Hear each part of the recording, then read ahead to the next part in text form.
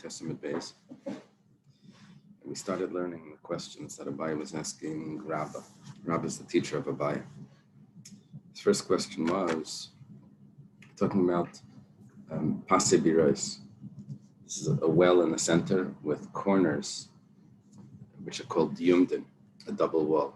Diyu, a double wall, and the corners are separated from each other. So there's the well in the center, and the limit to how far the corners could be from each other, according to Rameh, was 10 amas. The question was, if it's further than 10 amas, then it says you're supposed to put slats in the middle to make it, well, it's only 5 amas to the slat and another 5 amas to that, or 9 amas to the slat or whatever, but it shouldn't be more than 10 amas apart without a slat. The question was, are you allowed to, instead of putting the slat in the center, put the slat next to the diyumet and just extend the wall a little bit? That was question number 1.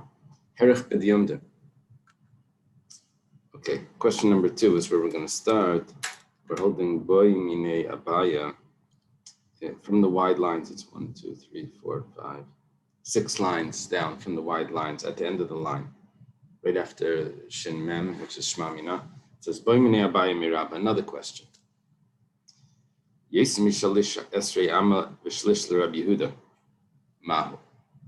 There's a machlekes Reb Meir and Rab Yehuda how distant the slats could be one from another. The corners could be. What was the open space? Reb Meir said 10 amas, and Rab Yehuda said 13 amas and a third. Now, if you make it further than that, the only person in the Mishnah that mentioned slats was Reb Meir. Rab Yehuda didn't mention the slats. So what do you do according to Rab Yehuda?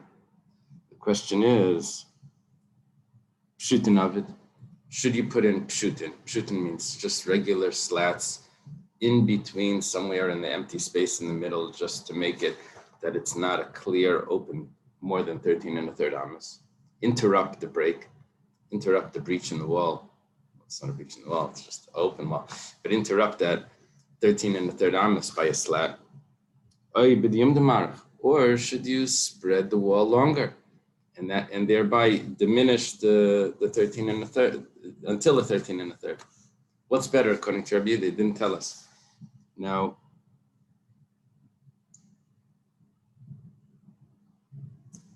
what's the reason for the question? So if we go back to the first question that we learned on Friday, the first question was, according to Rameir, am I allowed to extend the wall instead of putting the slats? Now, if I extend the wall, then the in between the corners is only 10 amas. But I didn't make a hecker. I didn't do anything different. So what's better? It's clearly to make the hecker is better. You put the slats in. According to Rabbi Yehuda, now we're saying that you have a space of 13 and a third amas. He didn't tell us anything about the hecker. Does Rabbi Yehuda hold that the hecker, when I put a slat in the middle, it's a clear sign that it's showing that I'm using here this heter of Pase Birois, does he hold that the empty space on the sides, which could be 13 and a third amas on each side, is mevatel the pshutin, and he holds that the whole thing doesn't work? Or does he hold not like that? Or he holds, no, you can use this hecker just like Reb Meir said. Or does he hold that you need to extend the corners? Because when you extend the corners, I don't have ear space on both sides of it to nullify it. I'm only using what's between the corners in that area. So, Amalei Tanisua. So we have a brisa. Let's pull up a picture just so everyone's clear on what we're doing here.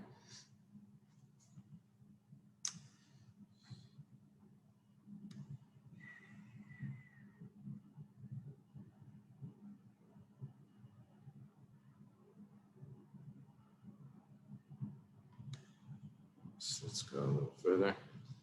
Okay. This is the shouldn't go a little further. This was question 1. Was I allowed to extend the wall to make it only 10 amas? The space only 10 amas? That was the question. Or is it better to put a slat in the center? See if there's a question 2. No, we don't have question 2. But now we're asking, are we, according to Rabbi Yehuda, that holds that this space could be 13 and a third amas, should you extend the wall as well, or should you put a slat? And the reason why a slat maybe doesn't work is because if I put a slat there, maybe he holds that the ear space on both sides of that slat is going to nullify. The Gemara calls it asi avir mehaigisa, asi avir mehaigisa mavatale, that the ear on both sides nullifies that little amma that you put in the center. Okay, and the reason why we're asking is because he never mentioned in the Mishnah anything about that. Amalei Tanisua, we have a brisa. Now the brisa is very similar to the Mishnah, except that it continues on the conversation more than we had in the Mishnah. Kamehei Mekuravin. How close should those corners be? In other words, if you want to bring those corners together, and there's very little space in the outside of the well. It says, well, Kedei Reish Ruba Shel Para. You still have to be able to fit the animal in. So if you bring it too close to the well, it becomes like the well wall. You can't fit the animal in. Then what did he gain? Kama meruchakin. We learned Reish Ruba Shel Para is 2 amas. It needs to be 2 amas away from the well. How far away from the well could it be? Afilu kor v'afilu koraim could be very far. Even a kor is 30 sa. It's a large area. Afilu koraim, even 2 kor. You can make it very far. That's the Tanakama. Rabbi Yehuda says no, it could only be 50 by 100 amas, 75 amas by 75 amas. That's how big it could be. Can't be more than that. They said, Rabbi Yehuda, they said to Rabbi Yehuda,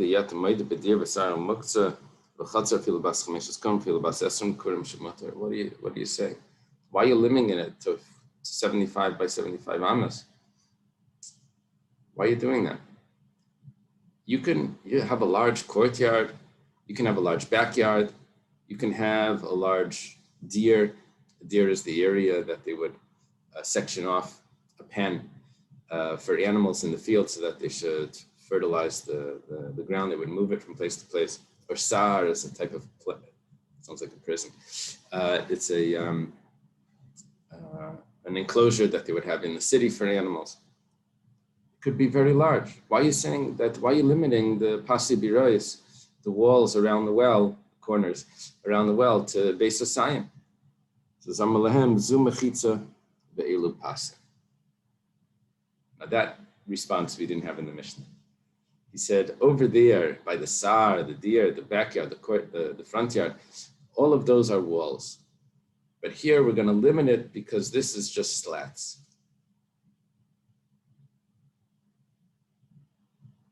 And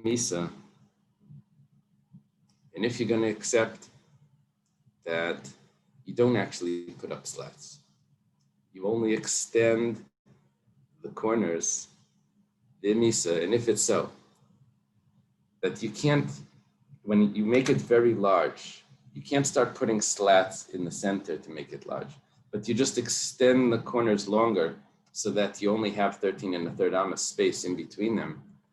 So then, then they're both mechitzas. Why did Rabbi Yehuda limit the size of it? He's saying because here you're using slats. You're not really using slats.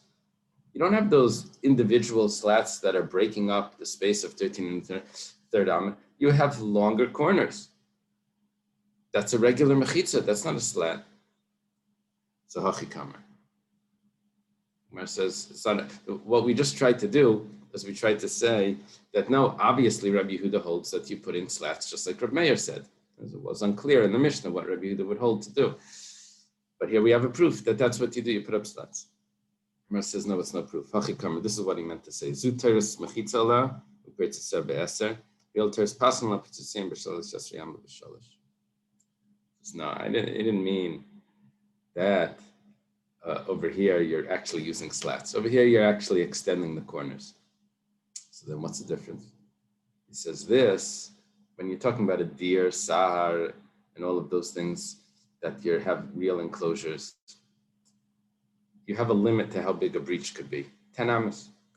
By Pasi Birayis, they were more lenient, and they said you have 13 and a third amas, but you don't have 13 and a third amas by anything else.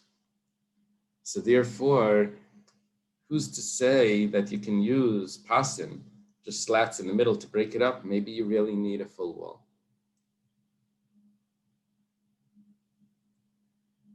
This Gemara is a very interesting Gemara.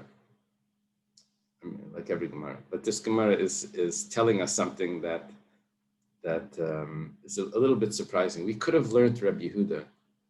There's a machlekes Ramei and Rabbi Yehuda, 10 amas or 13 and a third amas. We could have learned Rabbi Yehuda holds that a breach in any chatzar, in any mavay, or all of these things, which we said was 10 amas, that's only Rabbi Meir's opinion. But Rabbi Yehuda holds 13 and a third amas. No, it's not correct. This Gemara tells us that the 13 and a third amas is only a din in Pasi Birois. It's a special heter here by Pasi Birois, and therefore slats don't work. But by other enclosures, the breach is only 10 amas. And even according to Rabbi Yehuda. That's what we're saying over here. Notice Rabbi Yehuda himself is differentiating between the Pasi Birois and other things. Okay.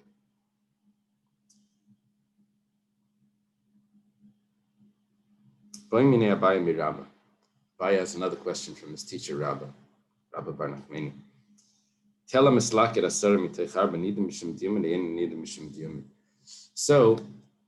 we have these corners around the well.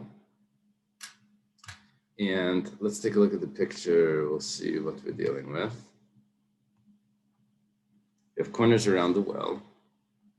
And what we're doing over here is that we have a mound. This is called the tel. Tel is a mound. A mislaket, which is gathered. Now what we're doing is we're saying that the distance from that edge to the highest point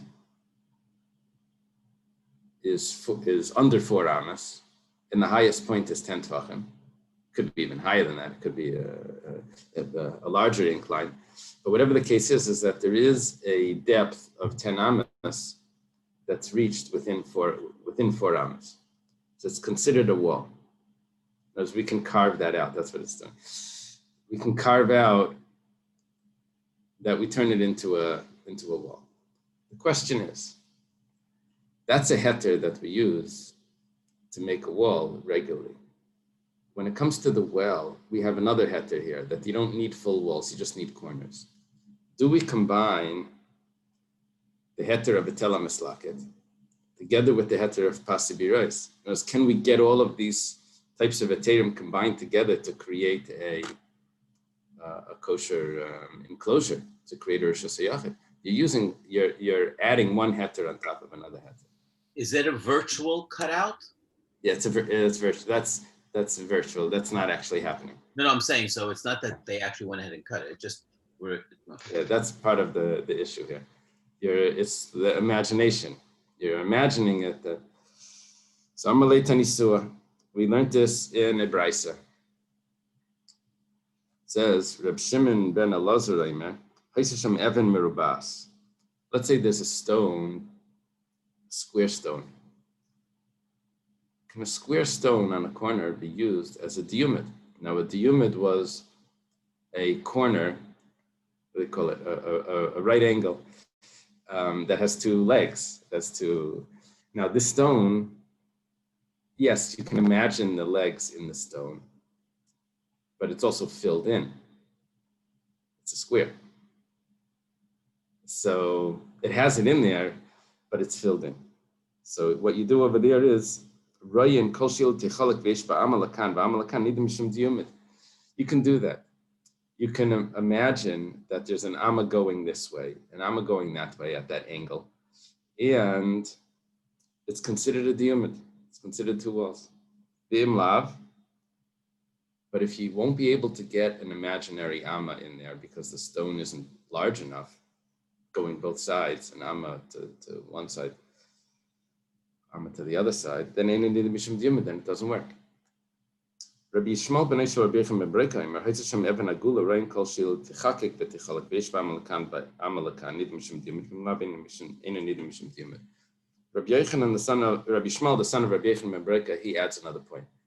You told me this halacha by a square stone that you can chisel out in your mind an amma that would the inside of the square and leave it as an angle.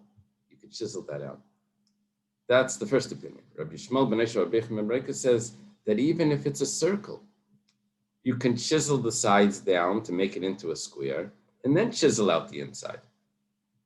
You can do two imaginary things, that you can get an amma this way and that way. But my kamiflagi, what's the machlekes between the two? One says you can chisel out a square, one says you can chisel out a circle. It's all figurative. It's Mar Savar, one holds chad rein amrinan, shrei rein amrinan. One says you can only do one imaginary thing. You can't do two imaginary things. Mar Savar feel shrei rein amrinan. The other one says that you can do two imaginary things. According to the opinion that holds you can do two imaginary things, two rayim, we view it as if, two as ifs. Then, according to his opinion, tel hamislaket, the mound that you have to imagine that you're chiseling out a wall in the inside would work by pasibi rice as well. According to the other opinion, not, because you only do one rayin. And over here, by pasibi rice, you're also like imagining like it's like there's a wall going from corner to corner. So if you can do trey rayin, then you can also use tell a mislak at the mound that's chiseled down. Now, there's a problem in this Gemara. There's a very strong question. Why do I need to chisel out a circle? Is there a problem if there's extra material protruding around the outside of my amma corner? Why is it necessary? Why is that considered trey rayin? All you need to do is chisel out the center and turn it into two legs of it at a right angle. That will be a corner. I'm just looking for corners. I don't care if it's round around the end. Why is that trey rayin? Rabbi Yishmael ben Eisha Rabbi Yechim ben Breka says, you're allowed to also chisel it out to make it flat on the outside. First master, I don't have an answer, but that's okay. Another question. Chitzas kanim. This is a partition of reeds. Kana pachas mishleisha nida mishum diyumad lav. Very similar sort of question. Can I make a diyumid, these corners around the well that consider the well area, make it into an enclosure? Can I do that with the din of lavud? Again, we're combining two heterim here. One is that the well could get enclosed even though it's mostly open, and it's considered enclosed. The second one is that even the corners that you have aren't solid corners. They're only solid halachically, based on the din of lava, that every 3 tvachim there's something there that's considered solid. That's one way of learning this. The Ritva adds another possibility that maybe the Gemara's question here is that you only have shesi b'lei erev. You only have reeds going down, but you don't have a crisscross. We mentioned before that that's also not so simple that you can do that. So if it's solid, then no problem. But once you're just using reeds, so it's only going in one direction. So it's unclear if the Gemara's question is a din in lavud or it's shesi b'lei erev. Whatever the case is, we're combining a heter together with the heter of pasibirat. Amalei Tanisua, Rabba responds, we have a brisa. Let's take a look at the pictures of clarity. Okay, that's the carving out the square, carving out the circle. That right there is our question. We have a corner, but it's made out of sticks in the ground. Okay, and the brisa is going to mention these things right here, and that's the well in the center. It says Tanisua, we have a brisa. I'll leave the picture up until we go through this. Hayasham Ilan. Let's say there's a tree. You see that over there by the Aleph. Oy, gather. Or there's a wall. Oy, chitzas kanim. Oh, you have that over there, chitzas kanim. Actually, that's unclear. We don't know if chitzas kanim means this or that. We're going to try to bring a proof that when the Brisa says chitzas kanim, that it means this. And then we see it's going to work, but it could mean it means this, that it's combined. I'm not allowed to use a tree to use it as a wall. Because Tell me again. But you're not allowed to use a tree as a wall, because in Sukkah, you can only use a tree as a held wall. You can pick it up and it'll still be there. And in this case, if you pick it up, then it only has 3 corners, and it's not a full Eruv. I don't remember. By the Sukkah again, were trees considered a wall? I think they were considered a wall by a Sukkah. If you can take off the tree and the wall can still be standing, then it'll work. No, that was if you wanted to go into it on Shabbos or Yom Tov. Oh. That was the issue over there. But the wall, I think that the creation of the wall, a tree would work. I have a secondary issue of not going into a tree, not climbing a tree on Shabbos or something like that. So then we said, what is it really? Then it would be the same thing here. No, over there, I had the roof that was resting on it. So, people would use the roof of the sukkah, the schach. So it's making use of a tree. Over here, I'm not using the tree. I'm not using the chair. I'm not touching the chair. I'm just walking and it's open. Yossi, that was my question also.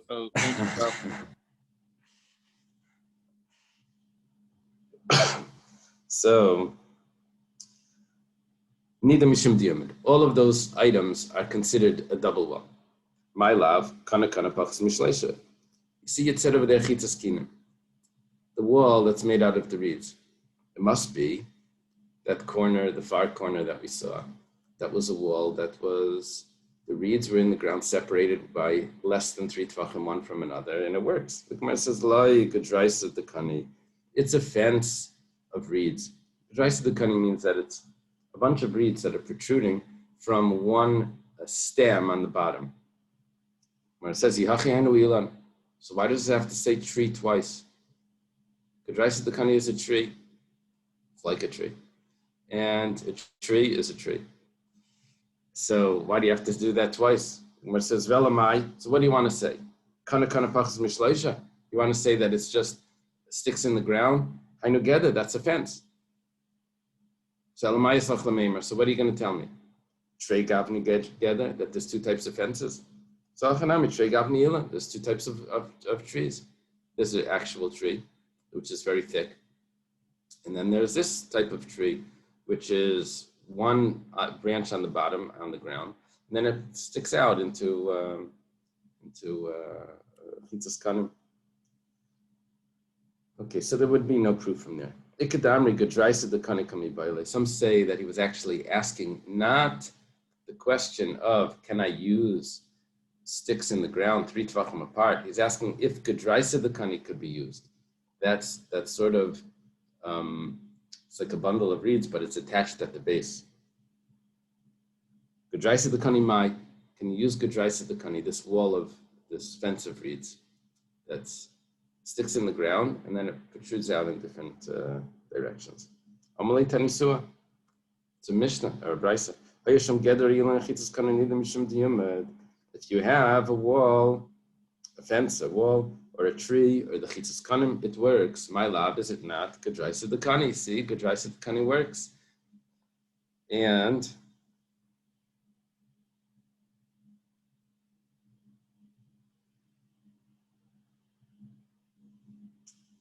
over here, you have to carve out as well.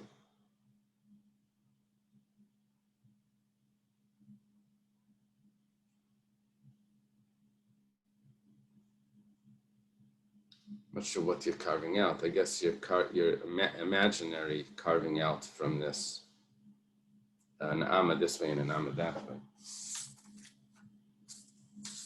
why should this be different?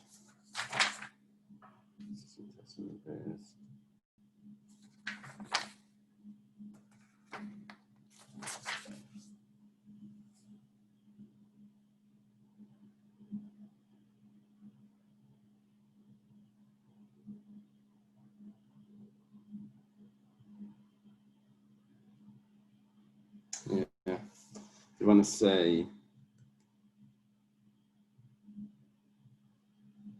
that by Gedraisa Dekani, you also need Lavud.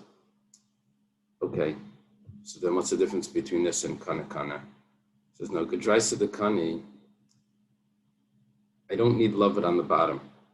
I only need Lavud on the top. So it's a little bit better than a regular Kana Kana. Why? Because on the bottom it's one base, and then it separates on the top.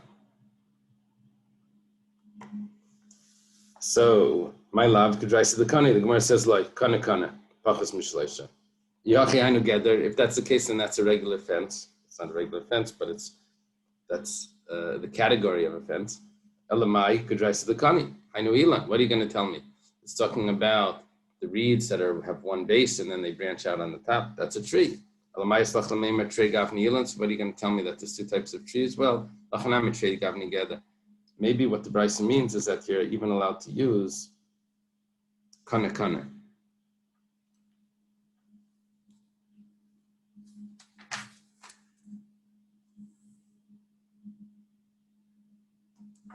Even allowed to use Kana Kana. Okay. Another question. Abaya Mirabba. Abaya asked Rabba the following question. Talking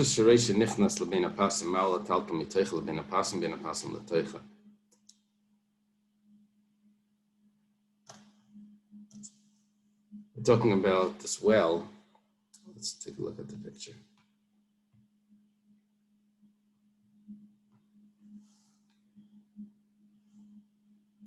I have a well that has four corners around it. And I also have a chatzar. Now, normally, to carry from one Rosh Hashanah, from one courtyard to another courtyard, you need an Eruv Chatzeros. Two people need to put food together to show that it's one Rishus. There's one ownership here. And the way they do that is becoming one family. Is this pasim considered a separate Rishus that would require an Eruv to be able to carry from the Chatzar to Bein HaPasim? So the Gemara says, Amalei Mutter. He responded that you're allowed to. Shtayim Mai. Let's say there's two courtyards there. So what he responded was that it's not considered a separate Rishus. It's not considered an independent Rishus, that there's like an owner over there that's different. It's considered Rishus HaYachid, but there's no other owner. What happens if there's two courtyards? Now this is getting slightly complex. If these two courtyards made an Eruv, then fine. But here we're not talking about that. Over here it looks like there's no breach in between. So the Eruv would have been between the pasim. In other words, I walk out of here and walk in there, that would require an Eruv. Amalei, that's Asr. He said, no, that's a problem. When there's only one courtyard going into it, it's fine. When there's two courtyards going into, it's a problem. Amar Rav Huna says, Shtayim Asur Rafilu Irvu. It says, even if there is an Eruv, it's a problem. There's a problem over here. People are going to say, let's make a distinction here. Even if there's a breach in the wall, and this is considered one courtyard because they made an Eruv, this becomes one Rishus. In other words, they can go from one courtyard to the other without going through the pasim. It says even then it's going to be a problem because people may think that they made an Eruv through going through the Mavli. Well, let me explain how that works. There's two types of Eiruvin. There's many types of Eiruvin actually. In a courtyard, there's one Eruv, besides for the string and the walls and all of that. There's a regular Eruv Chatzeros, which means two courtyards are connected. And to carry from one courtyard, or even one courtyard, if there's several houses in a courtyard that open to the courtyard, you need an Eruv Chatzeros to be able to carry in that courtyard. And that would apply to go from this courtyard to the next courtyard as well. The courtyards would need to combine in one food, one meal, and they would put it in one of the houses. That house would be the center home base for everyone be like, let's say, the parents' house, and all the children live around. So it'd be that the parents' house is where everyone goes to eat, and then that's the home base. Everyone else has their little bedroom, whatever. It's not a big deal, but it becomes one family. Then you have courtyards that are attached through a mavli. I have to go to get to the next courtyard. That's across the alleyway. So I have to cross the mavli. So you're combining courtyards and through a mavli. That's called shitufei muvayis. Shitufei muvayis, I take food and I put it, collected from all the courtyards, and I put it in one of the courtyards, not in one of the houses. I put it in one of the courtyards. Then all those courtyards are combined through the mavli. The Pasei Birois, this well is like a mavli. If you make an Eruv when you really need a shituf, and you put the Eruv in the house instead of in the shituf goes in the courtyard, you did the whole thing wrong. So then it's not going to work. Now over here, you didn't actually need a shituf because there was an opening in the wall from one courtyard to the other courtyard. But people are going to think that there's no opening in the wall. People think that you're walking out and walking back in. And they're going to say that you can make an Eruv when you really need a shituf. That's what the Gzeir Shem Yaimu, Eruv Moyo Lebein HaPasim. That you can make an Eruv from one courtyard to another when you really need shitufei muvayis. Rava Amar Eiruvin Mutter. Rava says no, the Eruv is mutter. If there's an Eruv, we don't make a Gzeira like that.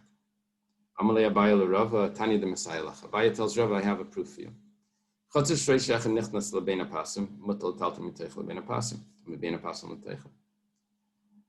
there's a courtyard that opens up into the area that's cornered off, the well that's cornered off, you can carry from the courtyard into the Bein HaPasim. You can carry from the Bein HaPasim, the well area, into the courtyard. Aval shtayim aser. But if there's two courtyards, then it's a problem.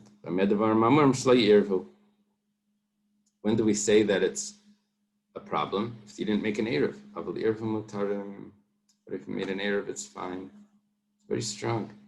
Baya says very strong raya that Rav is correct. If you make an Eruv, you can carry from one courtyard to the other. Even though there's two courtyards there that are open to the well area. Gemara says, wow, that's such a strong raya. That we don't understand the other opinion. This is a very strong question on Rav Huna. We have a brisa that says that it works. Amalach Rav Huna hasr the hadran ve'irvan. Over there, he went back and he made an Eruv. Now, what this means, according to some, is that it was gali lakol. It was clear to everyone. Let's learn this pshat right here. That it was actually an Eruv. Why? Because the wall did not extend all the way till here. That would mean that it would need to go out and back in to this to work. But it was clear that you can walk from one chatzar to the other without going out into the pasin. The Hadar Ve'irvan, it's hard to fit it in the words, I don't know. Usually it means that they made an Eruv, means they put food. Here, the Irvan means that it was broken down over there, so it was clear to everyone that you can go through. Okay.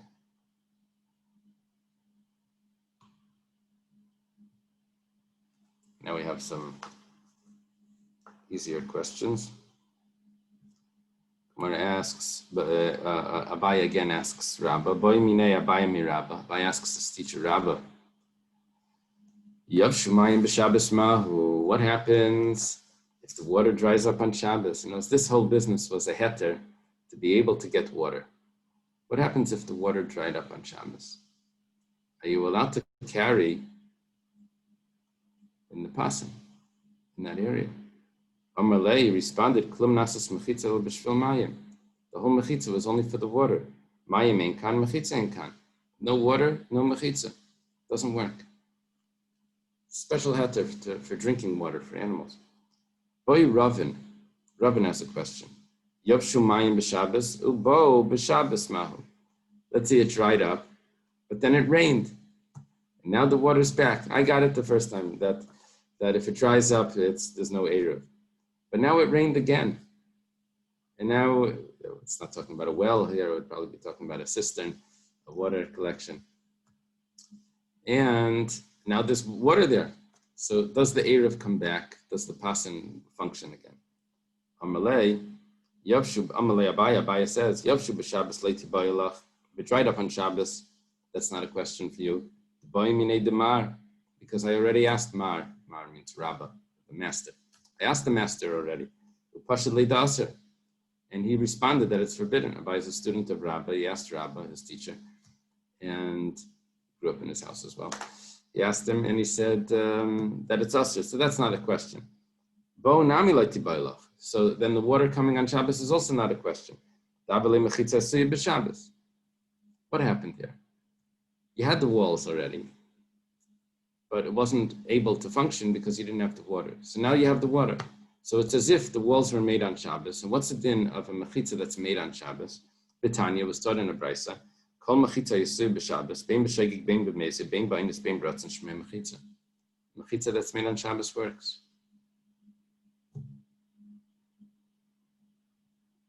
The Gemara asks, 1 second, it really works?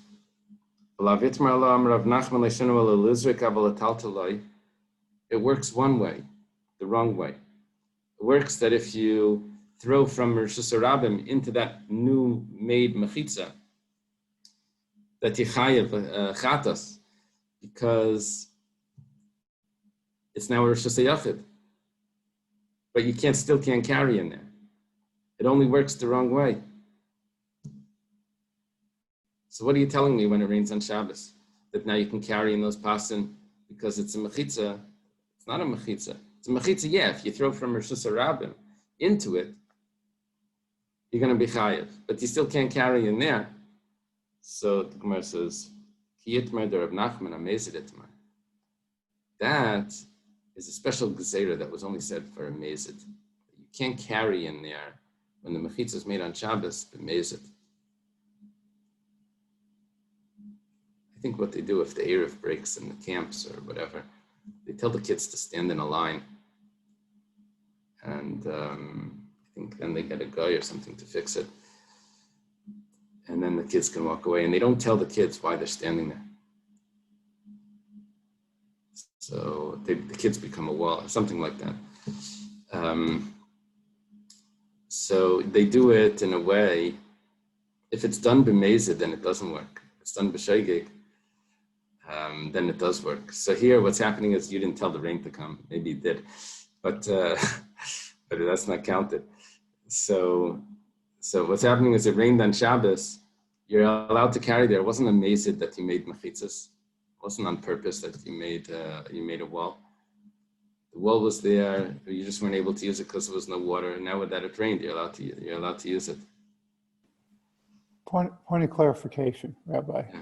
Once this arrangement is made around the well, is it treated for all purposes like a Reshus Yachid? Very good. We're going to see that shortly. It's a good question. It's not so clear.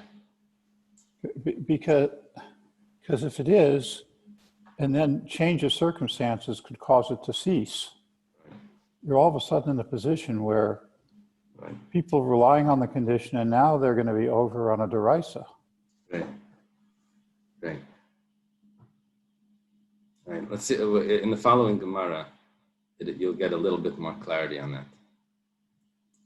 So let's see. Gemara says, Amar Rabbi Lazar, Hazerik lebein pasi birais chayev. If someone throws from Rosh Hashanah into the area of the pasi birais of this enclosure, so he's chayev. Okay. Why? Because he went from Rosh Hashanah to Rosh Hashanah. Gemara asks, Pshita, of course. Hilav mechitzahi, if that wouldn't be a real enclosure, how are you allowed to get the water out of there? Of course it's in Rosh Hashanah. So leitzricha, the Ovid can pass birois Rosh Hashanah, v'zarek l'seicha chayev. You didn't really make a well, corners around the well. You made it around nothing. You just did it in Rosh Hashanah. There's no well there. He's still chayiv. The Gemara says, "Hanami pshita." That's obviously obvious as well. If that wouldn't be a mechitza, then how does it work for a bar? It has to be midaraisa. This works as a wall, or else, how do the rabbis just create this? It's rishus harabim. When there's a well there, then it works. When there's no well, it doesn't work. How does it become a rishus hayachid? If those mechitzas don't actually work, if those partitions don't actually work. So the Gemara says, "Leitricha afagav the kabaki barabim." No, we know the mechitzas work like that. Pasin, diyumdin. We know that diyumdin work. Here we're talking about that the street goes through those diyumdin. So the imaginary wall that you created, halachic imaginary wall, is negated by the fact that in reality, people walk straight through that area. How is it considered a wall? How do you create a imaginary wall when it's clearly not functioning as a wall? That's how the street works. The Gemara says, what's the chiddush over here? That the public doesn't negate this mechitza, this fictitious wall. 1 second, that's the chiddush. Rabbi Elazar already told us that. What does he say? The Tanana was taught in the Mishnah. If the road goes through the pasin, then you move it over to the side. I don't know if it means you move the road over to the side or it means you move the mechitzas. You move one over to the side. So notice the road cannot go through the pasin. The Chachamim say, no, it's not a problem. The mechitzas can go straight, the road can go straight through the mechitzas. Rabbi Yochanan and Rabbi Elazar Darmi Tarvayu, Kanei Diacha Keichen Shal mechitzas. Rabbi Yochanan and Rabbi Elazar both say, you see, this shows the strength of mechitzas, that even if the public is walking through this fictitious wall, the wall still exists. Okay, so if that's what he holds, then why does he have to say it again? You're telling me that if someone throws from Rosh Hashanah into this pasin, that it's going to be chaya, he's going to be chaya b'chatas because he violated the laws of carrying on Shabbos from a public domain to a private domain. And in order to make that a chiddush, you had to tell me that there's no well there, that the public is going through it. Well, we know all of that already because he said that even if the public goes through it, it's still considered a well. So the Gemara says, Imi Hasam, he had to say it twice. If from over there, Havamina Kan V'Leisvirle, we would just say that Kan Heidiacha Keichen Shal Mechitzas. This or here tells me the power of the Mechitzas. Doesn't mean that he holds that's the halacha. He just says that from this opinion we see. Doesn't mean that we follow that. Kamashmalan Kan V'Svirle. Now he's telling us that we hold like that as well. So then why doesn't he just say one of them? He could just say the one here that we hold like this. And then automatically we'd see the other statement that we see the power of the mechitzas. It says, you're right. He only said one of them. The other one was just an elaboration that we took based on this one single statement. Because we don't want him to repeat himself. So why did he repeat himself? Well, actually not. He said one and the other one was applied based on what we knew already. That's what he holds. But one was stated because of its friend, because of the other one. Okay. Gemara now.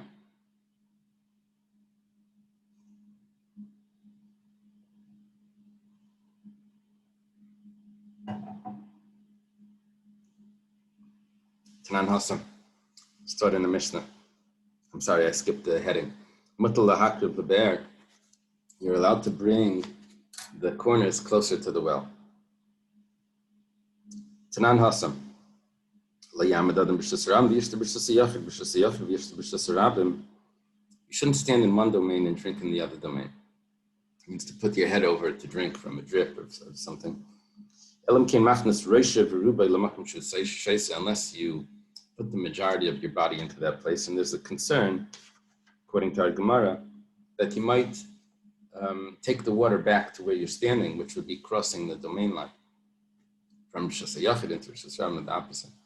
The Yerushalmi learns this Gemara. I saw this in the note in the Steinsaltz. Yerushalmi learns this Gemara that we're dealing with. The Gemara's question is, the Gemara's the reason for this is that the water traveling inside the body is crossing the domain. Here we're saying that you may end up taking the water back with you. And Yerushalmi learns that the swallowing of it as it's traveling down is going to be a problem. I guess the Gemara doesn't think that it travels down to the feet. That's what they would tell us, is you would eat standing up and say you're going to get fat feet. It says you only need majority of the body to be in that. The water is part of your body. It's like taking a jacket that you're holding and putting it on you. Maybe what it means, Yaseh, is that it becomes part of your body, but until it gets absorbed into the body, maybe it's not considered part of the body. Maybe that's what it means. Anyway, according to us, what we're learning is that there's a gzeira that you may end up carrying it back. B'chim b'gas. Same issue is if someone's drinking wine or grape juice from the press. Now the rule is the gas an olive press or a grape press? I'm not sure. The rule is that you don't have to take meiser. You don't have to tithe your produce until you eat it in a way that's a permanent sort of eating. In other words, until it's a settled, something settled. But if it's just isn't that a wine? It could be. Well, Rashi says shoisim imeno. So if you're going to drink, yeah, it can't be he's drinking the wine. Not going to drink right, oil. Right. You're right. We had in brachas, you can't drink oil. Right? So we also have it in the kitchen. Comes from the Torah. So you're temporary eating, you don't need to take meiser. So if you're eating it at the wine press or drinking it at the wine press, then it's considered temporary. It's a snack, it's not a real eating. If you take it out of the wine press, then it's already a meal. Then it's a problem. So b'chein b'gas, if you're leaning over, it has to be the majority of your body leaning over. Otherwise, you may pull it back and you'll be chayiv in meisers. So the Gemara now says, Gabi Adam ha'amar debay reishiv rubai. Regarding man, we said you need the majority of his body. Gabi parami be'inan la reishiv rubai elai. What about by the animal? When the animal is drinking from the well, that's in Rosh Hashanah. Well, it's drinking from the water that's directly outside the well. Where's the rest of the body? Be'inan reishiv rubai, does the majority of the body need to be there or not? Now, the Mishnah actually said this, but we're going to clarify in what case exactly we're talking about. Kol heichad kanaket mana v'lei naket la leiti bailach the bayresh ruba milgav. If you're holding the water, but you're not holding the animal, then you need the majority of the animal to be in the area where the water is. Why? Because the animal may pull back and you just fed the animal, or you may end up following the animal, and you'll end up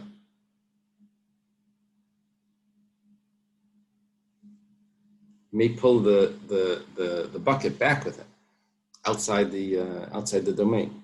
Kiti bailach, where's the question? You're holding both the animal and the water. Do you need the majority there? Let's just show you the picture, even though it's quite obvious, but the picture will clarify.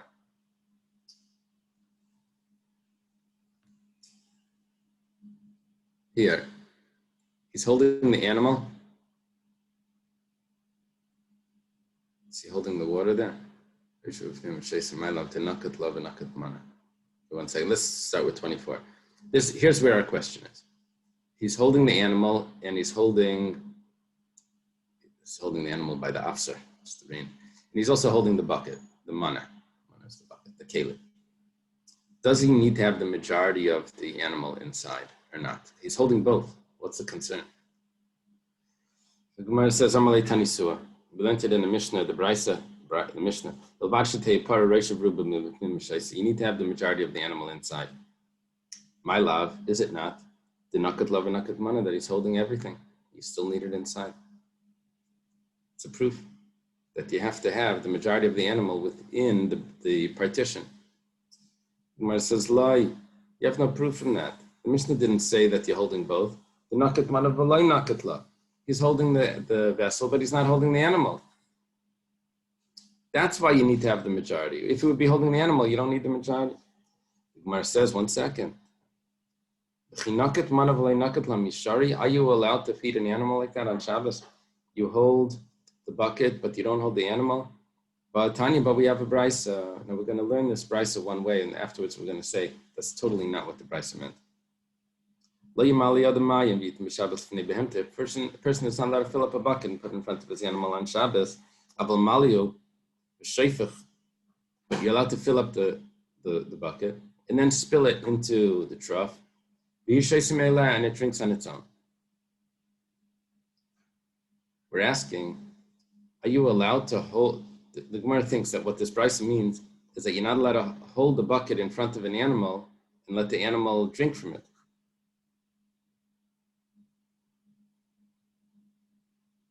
The only time that this would be allowed is when you're holding both.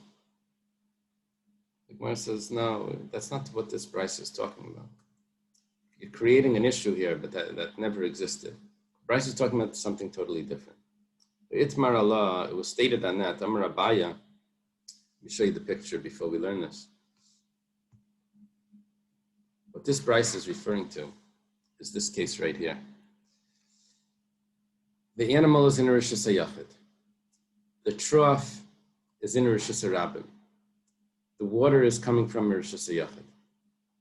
Don't carry the trough and walk it up to the animal and put it down, even though you're holding it over the Rishus HaYachid while you're carrying it. Rather, spill it into the trough from this side. Here's a Rishus HaYachid. The trough is a Rishus HaYachid. But the problem is this area going by here is considered a Rishus HaRabim. Spill it in over here and let it go there. But didn't we just say them mechitzas are so powerful that they can even stop Rishus HaRabim? Isn't that Avos something like a mechitza for that matter? I mean, how big is it?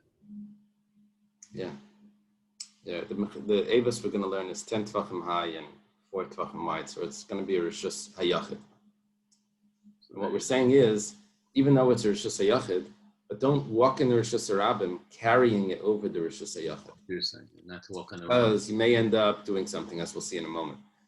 But our main point here, yes, we're explaining this brisa, but our main point here is, don't tell me there's a problem to learn the Mishnah where you're holding a bucket and not the animal. That could be the pshat in the Mishnah. You wanted to tell me it can't be, the Mishnah is talking about where you're holding the animal as well. You still need Reish Veruba even when you're holding the animal. It's not necessarily the case. Could be in the Mishnah you're not holding the animal at all. Could be in the Mishnah you're holding the bucket.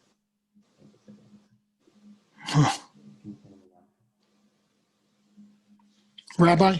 Yeah. Why is there no issue of grama here? Oh, causing it. So yeah, I was thinking about that. Yitzi was also.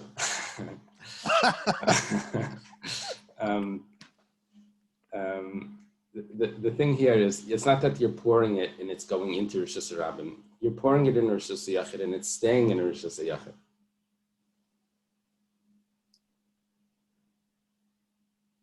The trough is it's placed in Rishus HaRabim, but the trough itself is Rishus HaYachid. Why? Because of its height and size. It's a Rishus HaYachid. So when you're pouring it, you're not pouring it from a Rishus. Your question is, if I pour it in Rishus HaYachid and it spills into Rishus HaRabim, it should be a problem. Here it's staying in Rishus HaYachid. Now, it could be it's not a problem anyway, but over here there's no problem with that. If you want to see this picture again, very interesting. If you look on the corner of your Gemara page, there's a Bach that has this. I don't know. In my old Gemara, there's an elaborate house, but it's printed sideways. You see like a brick house with an animal, with the avos, and then you see the here it has a square well. I don't know if that's how they built it then. Okay. Oh, thank you. Okay. So let's go through this now. We'll start on that Abaya says, we're talking about a trough that's in Rosh Hashanah, 10 tvachim high. It's 4 tvachim wide. One end is between the pasim, that means in the enclosure of the well, and the there's a gzeira dilma chazile la'evas de mekalkal. There's a gzeira. If you would carry it over the avos, which is carrying it over Rosh Hashanah, which extends upward, the Rosh Hashanah extends to the sky. But asi l'takune, he's going to see that there's a broken part of the avos, and he's going to fix it. And he's going to let the bucket hang, put it down. What he's going to do is he's going to take it over off the Rosh Hashanah that he was carrying it in, which is over the trough. He's going to put it down in Rosh Hashanah. So that's the issue over there. We're getting sidetracked there. Our main point was: does the animal need to be majority in the between the enclosure? The majority of the animal need to be in the enclosure when you're holding both the animal as well. And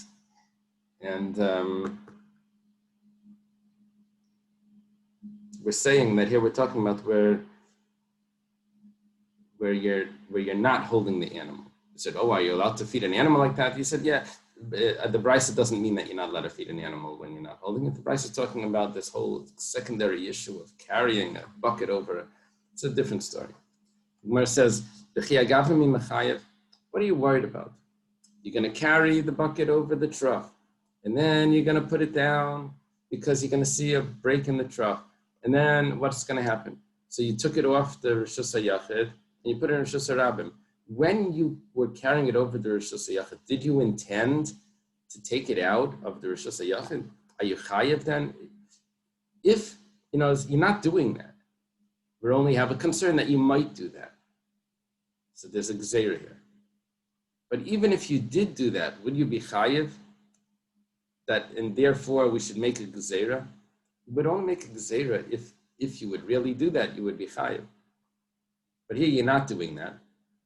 And we're making a gzeira that you might do that. But even if you would do it, you wouldn't be chayiv anyway. Look at what it says. Someone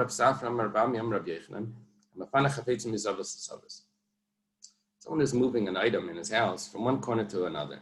And he decides, oh, let me take this outside. He was carrying it, he was putting it from one shelf to another. And he says, oh, let me take this outside. He's pater. Because he never intended when he lifted it up to take it outside. When he lifted it up, he intended it to put it in another corner. So here, he lifted up the bucket. He intends to put it down in the trough. And then he ends up taking it off the trough because he sees that he needs to fix something. He would be pater anyway. So now when he's not doing that, he's not taking it off the trough, you're going to make a gzeira, he can't carry it there just because he wouldn't be chayiv anyway.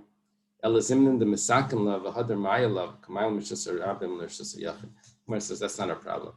Our problem isn't that he's going to take it off the trough and put it down on the floor to be able to fix the trough. Our problem is, he's going to take it off the trough and put it down because he's going to need to fix the trough. Then he's going to lift it off the ground and put it in the trough. And that was an akira with the intention to put it in a Rosh Hashanah. Okay. Ikad Amri, there are those that learn this Gemara, the way we learned it, they learn it slightly different. Those that say, Gabi Adam Hakamin the Sagli B'Reisha V'Rubai. We know that by a man, it's enough if he has majority of his body is in the area where he's drinking from, that's fine. Gabi Parami Sagila B'Reisha V'Rubai, is it enough to have the animal there? Or do you need to have the majority of the animal, or do you need to have the whole animal there? Okay, it's a little different. We're thinking that maybe you don't even need Reisha V'Rubai. Now we're saying maybe Reisha V'Rubai isn't enough. If you're holding the bucket and you're also holding the animal, but then you know clearly that it's going to work. You're holding both. If you're holding the bucket, but you're not holding the animal, is it enough, Reisha V'Rubai? Amalei Tanisui said we learned this. He said you need to have the majority of the animal within the enclosure. My love to nakat manav nakat la. it's enough to have the majority, because the Mishnah is probably talking about where you're holding the bucket. Gemara says, lie, not necessarily. The nakan man of a nakatla. The Mishnah is talking about where you're holding both the bucket and the animal. Bachinam mistaber, it even makes sense to say that. The nakan man of a nakatla mishari. Because if he's holding the bucket, is it permissible at all? It must be that he's holding the animal. And still it works to have, it must be that he's holding the animal. And that's when it works to have Reisha Verubai. But if he's not holding the animal, it's not mutter b'chlal. But Tanya, it's taught in the Brisa. You can't fill up a bucket with water and put it in front of the animal, but you're allowed to let the animal drink on its own. It means you can't put it down, or you can't feed it directly to the animal. Gemara says, what are you talking about? Goes through a bias thing. The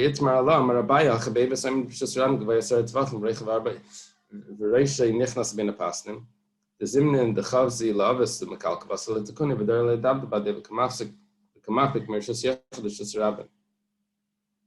Goes through that whole thing. That's not what the Brisa means, that you're not allowed to feed an animal when you're not holding it. The Brisa means that you're not supposed to carry the animal over, that you're not supposed to carry the bucket over to the animal, over the Avos, because you may end up removing it off the trough, off the Avos, and putting it down to fix something on the Avos. Where it says, even if you're going to fix something, even if you're going to carry it off the Avos, are you going to be chayiv then?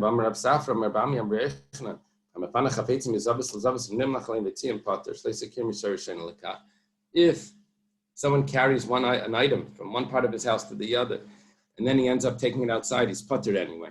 So here, when he's carrying the water over the trough and he removes it, it's going to be puttered anyway, because he didn't have the intention when he uprooted it from the ground, or uprooted from the bookcase, whatever, that he's going to carry it outside. That wasn't his intention.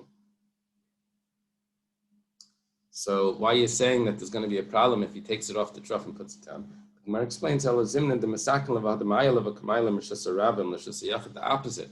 Not that he's going to take it off the trough and put it on the ground, because over there, when he lifted it up originally, he didn't have intention to put it down in the Rosh Hashanah. He had intention to keep it in the Rosh Hashanah, the trough. The problem is that after he put it down, he's going to want to feed the animal. He's going to take it from Rosh Hashanah and give it to the Rosh Hashanah. That's what our concern is. Okay. Tashima, so come in here to proof. Gamal Shreisha Bruben Levifnim. If there's a camel,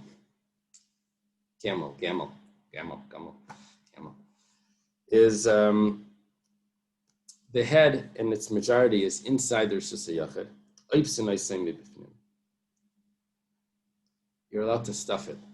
What they would do is they would stuff the animal, food into the animal's mouth, into its throat actually. And so that it would go on a long walk, it would have a lot of food over there. It would still have the food. They would push it in deep inside the throat. Okay. By Avos, command the nakat mana v'nakat ladami. We're not answering our second question now. We're answering our first question. If you're holding the animal and you're holding the bucket, do you need Reisha Veruba? Not does Reisha Veruba help. Do you need it? That was question number one. Before the academic. Do you need the majority, or because you're holding the animal, you only need just the head of it, not the majority of the animal as well? Here we're saying that you need the majority as well. Why?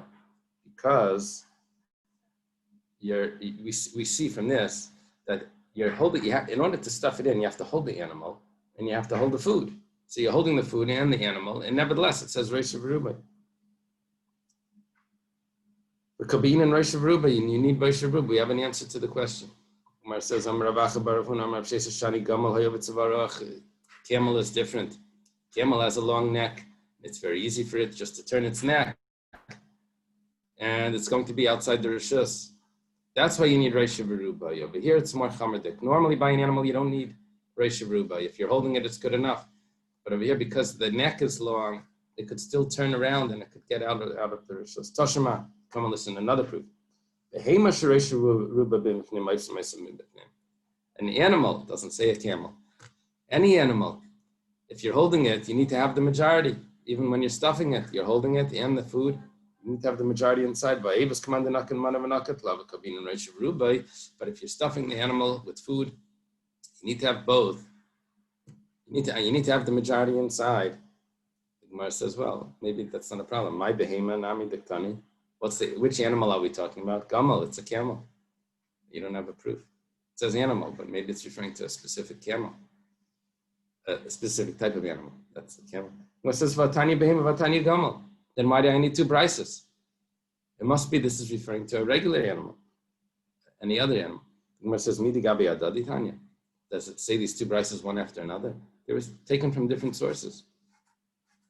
It's still referring to a camel. Tanya nami hachi. It's also taught in a brisa. Rabbi Lezer, Eiser begamal, el b'tzavari yarach. He says that you can't do this with a camel because it has a long neck. Okay?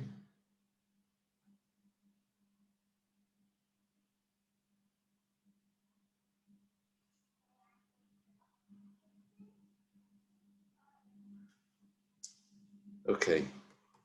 Amar Rabbi Yitzchak Barada. Rabbi Yitzchak Barada says, "Lehutzu pasi b'reis el la'il regalim bilvad." Naftali, this is going to help you with the question. When did they allow pasi b'reis? This is only for people that are oil regel. They're going to the temple and they need water, and they're traveling, and it's Shabbos, and so we have this special leniency that you don't need full walls to get the water out. But it was taught in the Brisa. He said it was only permissible for the animals. And it sounds like even if it's not oil regel, any animal, they allow animals to drink. And it says, no, my behema seil regalim, it's the animals that are being brought for the oil regel. It's no question. It's the oil regel that have animals. Aval adam. But when it comes to a person, metapis v'yored, he needs to climb down the well. Metapis is like to hold the wall of the well, to climb in, and then to climb back up. Eini, yes, it's really so. This reminds me of Tiki Tiki Tembo, that book where this boy fell in the well. Eini, yes, it's really so. But Amar Rav Yitzchak, Amar Rav Yehuda, Amar Shmuel, like a pasi b'reis alaber mayim chem belvad. Pasi b'reis, according to one opinion, is only for spring water, not for water that's collected in a cistern. Animals are so picky; they only drink what's those fancy bottles? Those Fiji. They only drink Fiji water. The animals drink any water. So the Gemara answers being midil chazil adam, as we mentioned once before. The water needs to be fit for a human. Even though the humans aren't the ones that are drinking from it, it needs to be fit for a human. Very good, Dr. Stein. Gufa, it's taught in the Brisa. And it's taught, Gufa means it was a statement of Amirah. And who is this? Wow. This is an exception. It should have said Amar Mar. Unless Gufa is also for a brisa that doesn't have a name attached.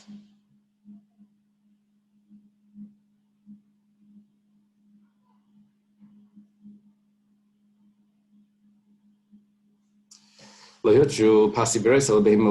only permissible for an animal. He holds himself. The Girsa needs to be switched. To go up, he holds himself to go down. You can't say he doesn't go up first, he goes down first. So you have to switch that. And if it's wide, then it's permissible. If it's too wide, he can't climb down a wide well. He can't hold both sides unless there's a string or a ladder or whatever. So how's he supposed to get down? So here we're saying that you can lower a bucket and take the water out, and humans can drink from it as well. A person can't fill up water and put it in front of his animal and to feed his animal. We learned this a lot of times already today. We said that about the trough. If that's the case, So what benefit do we have from this enclosure? When it says mahayilu, what are you talking about? What benefit? Lamalis mihem, you're allowed to fill it up. We're asking that if you can't feed the animal, then what does it help to have the majority of the animal inside if you have to spill it or whatever? So Amar Abayach, my skin and Beivas, I mean, Brishis Rabban, Goyasar, Rechavar, Bavration, I'm Nasabina Pasam, Vachulu. The Gemara is the printer of the Gemara is a little impatient because we learned this already 2 times today. What it's talking about is that normally, yes, you're allowed to feed the animal. You have to hold the bucket and feed the animal. Here, what we're talking about is that you can't carry the bucket over the rest of the trough. Okay. As we learned a bunch of times. I guess we'll have to leave it over there.